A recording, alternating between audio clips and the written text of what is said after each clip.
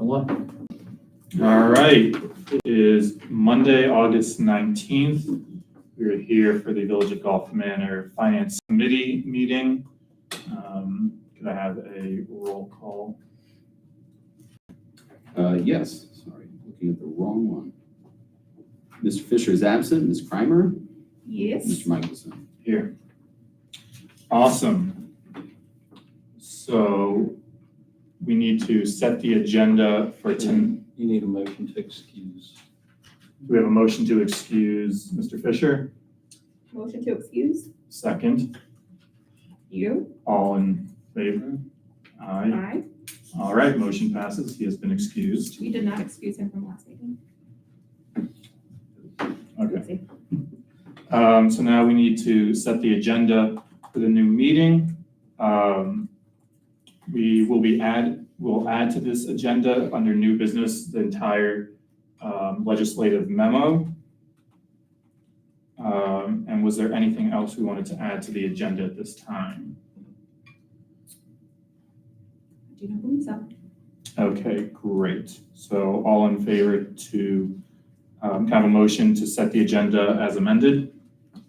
Motion to set the agenda as amended. Second, all in favor? Aye. Aye. All right, awesome.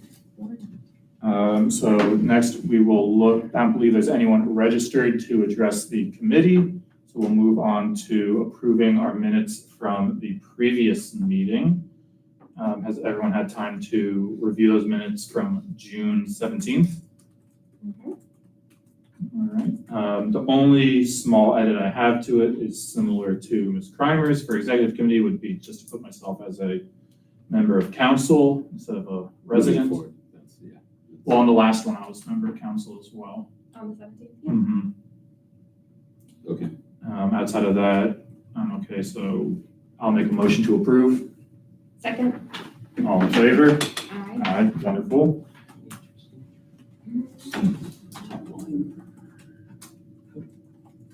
Sorry, second.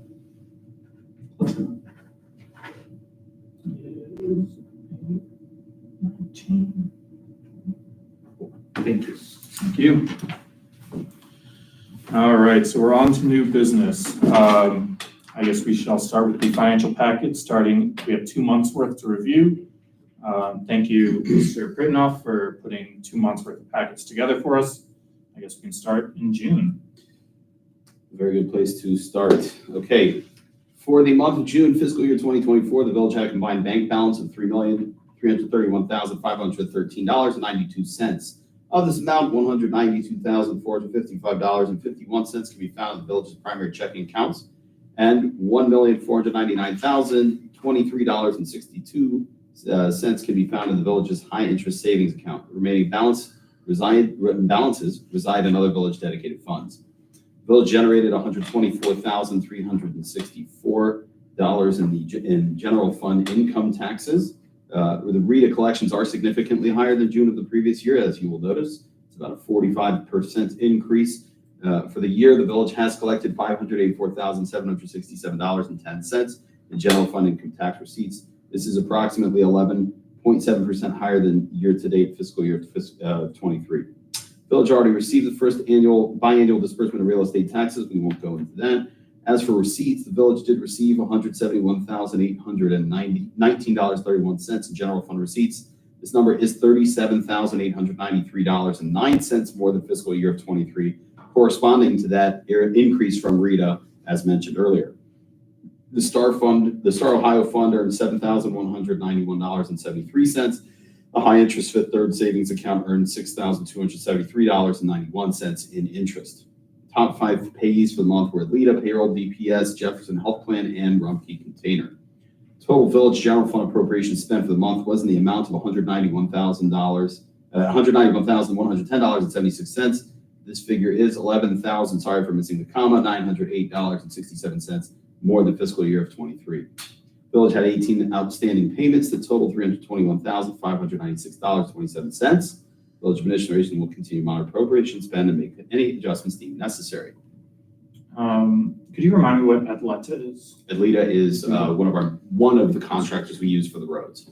So that would be regarding the Hamel project, which Again, remember, a significant portion of the money that we're paying them is pass-through money from Greater Cincinnati Waterworks. So the numbers coming in and out are way inflated per project. They're still big numbers even without them, but the Greater Cincinnati Waterworks replacement of water mains and any sewer replacements wherever they're separating, well, that would be Metropolitan Sewer District. But anyway, any of these kinds of projects that are happening concurrent with our road projects pretty much double the price of an already very, competitively bidded but expensive road project. So that's that.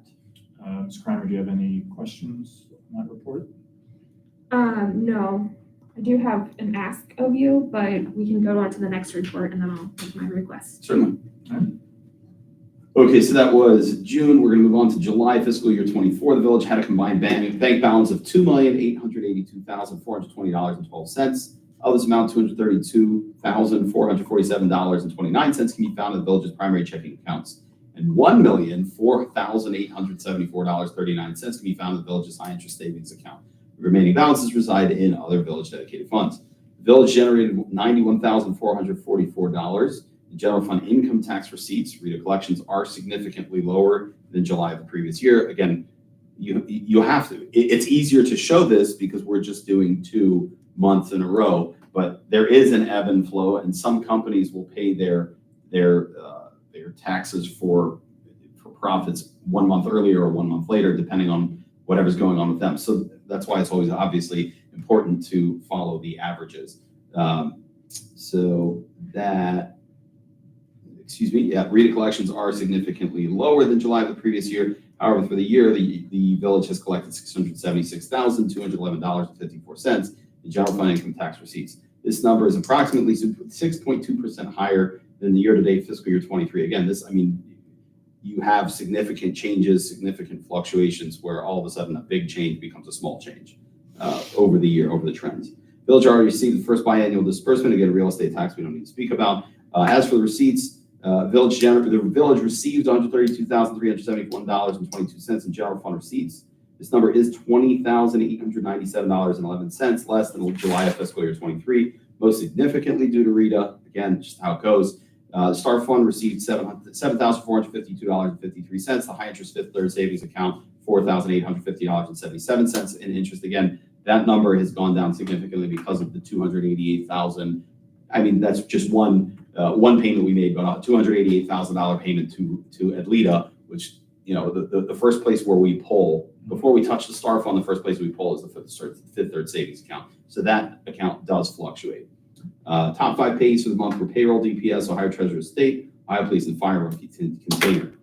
Total village general fund appropriation spend for the month was in the amount of $194,876.09. This figure is $22,477.09 more than July of fiscal year 23, mainly due to vehicle repairs and 3 payrolls for OPNF. The way that works is whenever we have 3 payrolls in a month for regular payroll, because it's paid bi-weekly, so the following month you'll see a corresponding OPNF 3 months, which just increases significantly. But that's not in the same months every year. So that's where that comes from. Village had 19 outstanding payments, a total $28,736.40. Village administration will continue to monitor appropriation spend and make any adjustments deemed necessary. Any questions? You had a request. I did. I have a question about just the ease of use of this and if it would be, I know it's going to be work and I'm not expecting this for the next council meeting or committee meeting, but can we get a graphic breakdown of how we are allocating our funds in total? And I'm mostly thinking about the expenses that are like service department, administration, road projects, police, fire, because I think that would be helpful because all of these things come out of multiple funded accounts. Correct. So it's never actually really clear to me where we are and So if we're over or Can under. I Yeah. ask you to turn to page 38 on the spreadsheet, on the report, excuse me? It is kind of small, but you can zoom in and it's high quality. Well, hold on. Mine doesn't have page 38. It's like 5 of 10. No, But- meaning 38 of the PDF. I know, I'm looking at it in the download, so it's not telling me like that. Okay, so but, second to last page, second just last, scroll all the gotcha. way to the end. And so, You did it. is that helpful? So this gives you revenue, and then the bottom one, all the way to the bottom, those are revenue. You're looking. That's probably what you're looking for. Got you, yes. Now, what would be helpful, so this is appropriations. Correct. What is the actual spend? What's the total? The actual spend, so this is what we appropriated versus what we have spent, right? Okay, Some so are gonna go that over is gonna another. be just the graph above that. So you have monthly appropriation spend compared to previous year, and then you have total appropriation annual spend compared to the full year. So is that what you're asking, is where are we in the year? Yes and no. What I am asking is, so what we don't hear about often is if appropriations for different services have gone over, correct?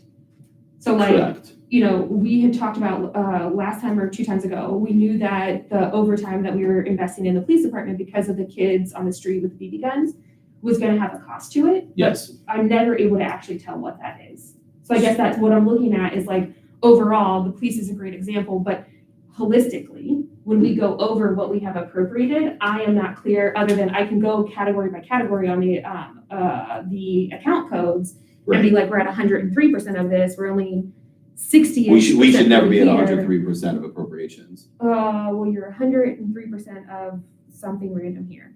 But probably revenues on that. Yeah, we should never be able to go Exactly. 103 because the system will cut us out.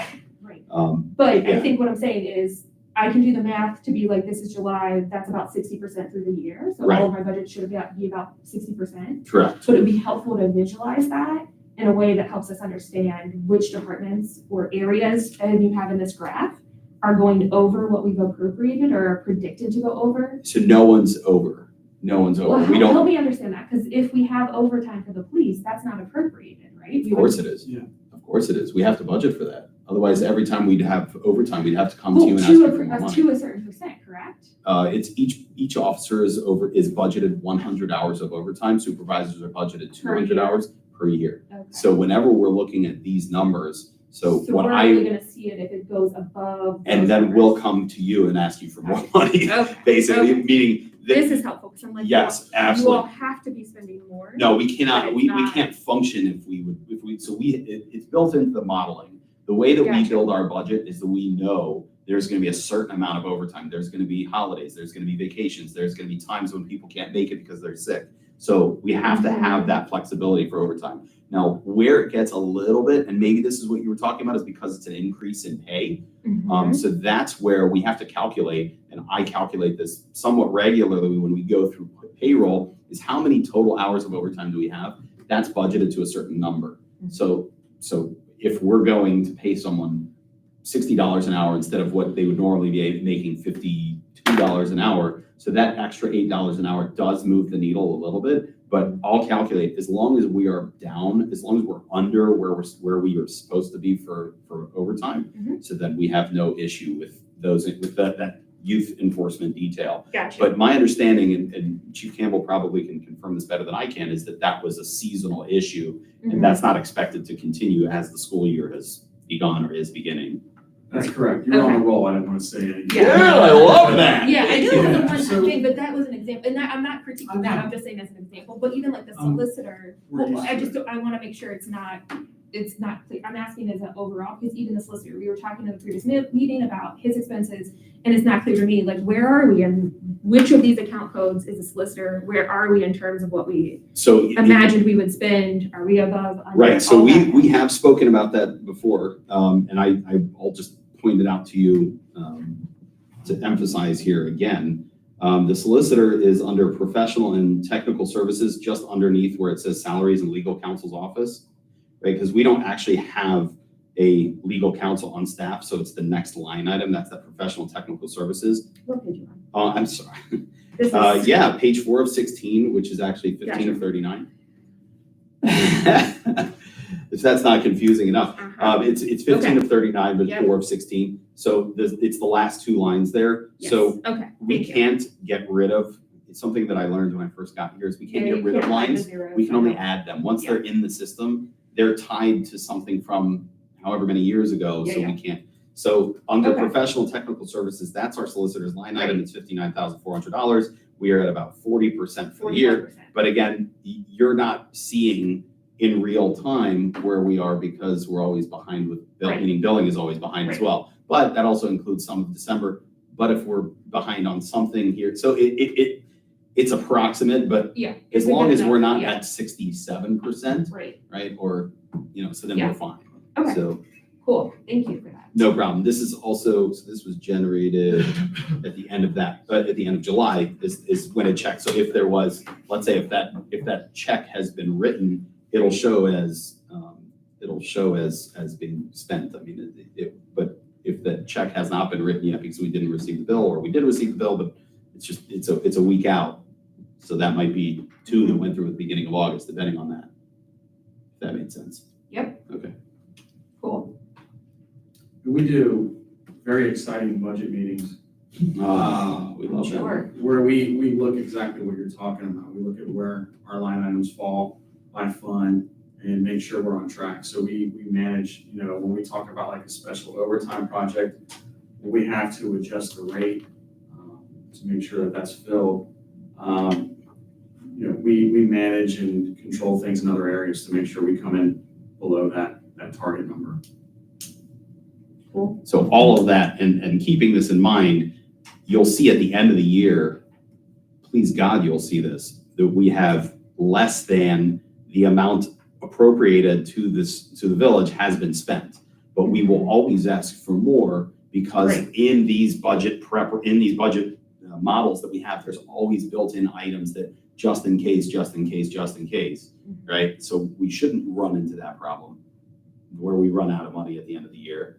We should never run out of that problem, but that's built in. So you'll say, well, we only use this much. How come we're increasing technically more than 3% or more than whatever percent it's supposed to be, right? Well, that's because there's all of those contingencies that are written in, kind of baked in the cake. gotcha, okay, cool. Okay, great. Thank you very much, Mr. Britnoff. Next on the agenda is an expense reimbursement request for the Recreation Committee. I think I sent you that document, is that correct? Yeah, you did, I see that. Okay. I do not have it, correct? Wasn't on the website. Charlotte sent it to me earlier today, so I will send it to you right now. Speaking of Charlotte. So my understanding of this reimbursement request is that the Recreation Committee, that they had went and purchased a number of shirts for Cincinnati Pride, and it went above the original allocation or appropriation for them. And so Ms. Brewer paid out of pocket for a number of those shirts, and so she's requesting reimbursement. Mr. Grinnell, do I have that correct? That is correct. I think it's important to note that she's requesting reimbursement on something which there was already money received to the village greater than the amount requested. I believe there's also a reduction for the amount, meaning that there were some shirts that were not actually meant to be sold. Those were personal purchases. Mhm. So those are not being requested to be reimbursed. And I do see that Ms. Brewer has provided all of her receipts and sale information. So I do feel comfortable going ahead with this reimbursement. With that said, I think going forward in general, I think it's probably best practice to always pay out of the actual village funds directly instead of having to do reimbursements, but things do come up. And so I would entertain a motion to approve this expense reimbursement. I believe the amount is $337. Motion to approve? Second. All in favor? Aye. All right. That reimbursement request has passed. And now we are on to including the truck purchase, which is in, I believe, our actual legislative memo. I believe it's the first item in our legislative memo, Resolution 2024-10, resolution authorizing the lease purchase of a service department vehicle through Valley Truck Center Incorporated, U.S. Bancorp Government Leasing and Financing Incorporated. This resolution will authorize the purchase of a new F-550 truck, as well as the appropriate equipment. And from my understanding is actually, due to research the administration has done, that we are actually able to get this at a $7,000 discount compared to what we had initially anticipated, which is fantastic. I want to give credit to Mr. Butler for pointing out that the competitive bidding process always has to be utilized on any purchase above $75,000. And Mr. Butler's question is what prompted the entire conversation and investigation to find a different vendor, which ended up being cheaper for the village. So I'd like to thank Mr. Butler for his work on that. Amazing. Okay, no problem. I guess I'll entertain a motion. We need to refer this to council. To full To council. full council. So I'll, Recommending to approve it. yeah, so I'll entertain a motion to recommend to approve this and send it to full council. Was that a motion? I'm entertaining a motion. Hence the I'll make a question. motion. And I will second that motion. All in favor? Aye. Aye. Wonderful. That will be on, I believe, will that be going on this week's? It's on the legislative memo for tonight. Yes. it is. Okay, so that will be on our full council agenda for this evening. And next is where I may need some help of the administration, moving through the rest of these legislative items. The next would be resolution number 2024-11, a resolution approving a contract with United Healthcare to provide health insurance coverage for our village employees through the Center for Local Government Benefits pool. Basically, it's a resolution to extend health insurance coverage to our village employees. And the renewal is in an amount of $209,000 and I'm really having trouble with my numbers here. $209,027. And I'm not super familiar with this particular resolution. Does the administration have any information on this? This is 2024-11, is that correct? Correct. Yes. So we joined the Center for Local Government Benefits Plan probably 6 years ago now. The way the village was doing benefits administration was to seek out individual brokers and negotiate with a population pool of less than 20 people. And what we were finding was that we were getting creamed with particularly high deductible rates for the employees on all of our deductible plans. So the Center for Local Government created a pool of communities in southwestern Ohio. So we're in this with jurisdictions like Lockland, Fairfax, Montgomery, some Butler County and Warren County communities. I believe it's 42 in total now. But what that has done for us is they hold on to a amount of money that is invested within the plan, and basically they're running a $5 million healthcare plan, essentially, that allows us to take benefit of the size of the number of other employees who are in this plan. So generally, where we would be looking at 10 to 15% increases in healthcare costs year over year. Last year, actually 2 years ago, we had a 0% increase. Last year, we had a 7%, which was compared to a 14% that was going to bear in the market. The plan swallowed 7% of it, and then a very similar thing happened this year. It was a 12% increase. They took 5% of it, so overall it's a 7% increase. The way our plan works is we fund 92% of healthcare to our basic healthcare savings account plans, which would be the high deductible option. Mhm. In our plan, you can also then trade up to a PPO plan, which has richer benefits to it, but the village only pays 66% of that for each employee, as the employee pays the remainder of what we would have paid on the high deductible healthcare plan. So this ordinance basically is the 227, where did it go? Yeah, 227, 521 is the maximum allowed amount of money for the plan to be expended during this plan year, which runs from August 1st of 2024 through July 31st of 2025. Yeah, I think you read off 209. Yeah, I don't know where that number came from. That's wrong. That was on your memo. It's not on the memo of council. It's not on the legislation. I think that's the old figure. And when I first prepared it, I must have put it in there and I just sent you guys the wrong, not the updated memo. Okay, so what's the, do we know the updated amount? It's 227, 521. Okay.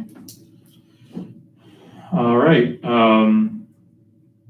so we. Motion to approve? Yeah, So motion to recommend to council. and I'll, Motion to recommend to council? I'll second that motion. All in favor? Aye. Aye, wonderful. So then the companion is 2024-12. With the low amount of increase in the healthcare plan, we don't see a need to make the HSA any richer than what it currently is. If you're an HSA participant, when you originally joined the program, the village gave everyone $1,000 to start their HSA account. And then we match quarterly up to $250 employees on donations. If you're in the PPO plan, you get nothing, essentially. There's no justification for increasing this year. So we'd like to just extend this through fiscal year 2025. Wonderful. I'll make a motion to refer this to full council for approval. Second? All in favor? Aye. Aye, great. On to the next resolution, and this is the one it's on the one that was sent to executive that we then sent over to finance, the 2024-nothing, and all I see on that is amended and restated resolution of the Village of Gulf Manor, Ohio regarding Ohio Police and Fire Pension Fund for the Village Police Department, but there's no whereas or therefore let it be resolved clauses in that. Well, There is. there actually is. This is a draft, that's why it's not numbered. And if you'll, the whereas paragraphs and then the resolved paragraphs are all there. It's a little bit different in terms of the formatting, but it's essentially it's a resolution regardless. And the reason for that is this form was, this document was prepared by the Ohio Police and Fire Pension Fund. And then I went in and made changes. I've already submitted it to the fund for approval, which they have approved it, actually pending if we adopt it. But the form is good, is what I'm saying. Yeah, my mistake. I was looking at the summary at the top and not the full legislation at the bottom. Can somebody help me understand what this is about? We've not had any conversations around this, so I'm not sure Robin? why this is a recommendation. Well, it's about the background is it's about making our compensation for police officers more attractive. And they're required to submit a certain amount or to pay a certain percentage of their wages towards their pension fund. We have the option of picking up a certain percentage of it. To date, it was 8.5%. It's in the documents, 8.5%. In order to increase their salary with somewhat of a lesser impact on the village, the proposal, the idea is to pick up the entire amount of their pension. Pick it up simply, everybody's just pick it up, just means pay for them. And it's a fringe benefit. That's the model here. There's two different ways to do it. The model we're doing is we pay it as opposed to reducing their compensation. We pay it. And so therefore it's a fringe benefit. What is this in comparison to other? So, yeah, so The goal, where the bulk of the research was done, and this was, I feel like it probably would be better if David was here for this because he was part of that conversation, and probably is also in a good position to lead the conversation, not here, was that the current compensation for the police department is lagging behind other comparable agencies in the area. The issue being that recruitment and retention become a problem. It had been brought to my attention that the village lost at least 2 police officers in the last year and a half due to compensation issues. Police officers looked at other agencies and saw the opportunities and took those opportunities. So the problem is that Gulf Manor is not Amberley Village. Gulf Manor is not Indian Hill. Gulf Manor is not Wyoming. However, there are cheaper ways to get our employees more money without costing us extra. One of those ways is the pension pickup. The issue is if the village decides to increase by a large number the percentage, or by a large percentage of the police salaries, so then we also have to pay the pension portion, which is not a pickup, it's just a mandated Ohio Revised Code percentage. It's 19.5%, I believe is the number, where the village has to pay that for every dollar that is paid to a police officer. So we're paying 19 and a half cents for every dollar paid out. If now that police officer is also officially responsible for 12.25% of that pension. So their total pension is just over 30%, almost 20% covered by the village, and just over 10% covered by the employee. So a way to, and this is allowable, right? This is something that as Mr. Butler indicated, this is something that the OPN, the Ohio Police and Fire allows for, is the village can choose to pick up that portion. That way, basically what it does is there's a level of deductions put on every employee's check. This deduction goes away for the employee, so it's more take-home pay for it, but we're not responsible for another 20% for every dollar spent. So it's an economical way for smaller communities to pay their officers a competitive wage, take home, right? They don't get as much in the pension in the long run, so to speak, but they also are not working for Amberley Village or for Indian Hill. They're working for Gulf Manor, understanding that we are not a community with unlimited funds. So this is an economical way to do so. What is the budget impact for a year? It's about $42,000. So our budget, with salaries as they are, staffing as it is, would increase 42,000. For the pension pickup, correct. Now, a comparable 3% raise would be closer to $60,000. So it's a way to save some money for the village, puts more money in our employees' pockets, right? But doesn't, again, all of these numbers in the grand scheme of things don't seem all that much. But again, when we're talking about where our margins are we planning to spend how much money into the deficit, into the reserve? Well, if we can reduce that from 70,000 to 50,000 in our projections, then by the end of the year, hopefully we're still in the black. Right? That's always the goal. Right.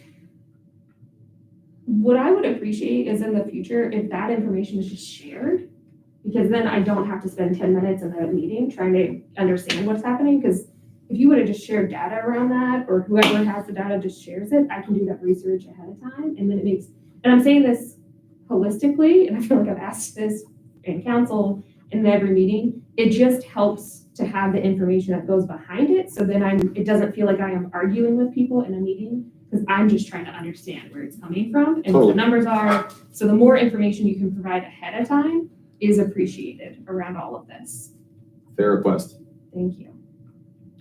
And I agree with Mr. Pritnoff that I think it would be appropriate to have this discussion with Mr. Fisher So I'll give my own. I had no idea this was on the legal memo until you sent me that email. So I would have, of course, shown that. But being that Mr. Fisher's not here and I didn't see that memo, Well, and I don't know what's on the legal memo until Rob sends it, and that So- happened Friday. Actually, it wasn't on the legal memo, it's on the memo with the executive. Exactly, so I just didn't Right, see the but this is- executive hold legal on. memo. This is a finance question, so we also questioned why it was on executive, because we have no business in the budget.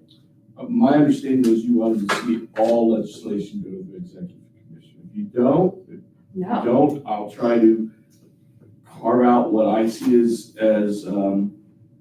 going to finance, and they'll get that, and you'll get everything else. Mr. Mayor? I think it should be the chair's call on it, right, a decision. But I kind of like the idea, I can give direction on this, but hearing it play out this way, I like the idea of executive being able to see everything that's going through so that someone else isn't making a decision about whether executive should see it or not, if that makes sense. And executive can do what they did today, which is, don't think we need this, don't think we need that, don't think we need this, we'll go over this one here. I like that, but again, ultimately chair's decision to share on that. That's kind of how I thought it was going, that you would decide as executive committee whether it should go to finance or not, but everything's I wasn't- going through you first. Yeah, I wasn't thinking that, I was thinking the ones that you think should go to finance, you send to finance, but executive should be aware of what's going on. Ms. Brewer? I actually think it would be a really good idea if we were discussing this in the full council meeting that's gonna start shortly, because I have an opinion on that too for discussion. So.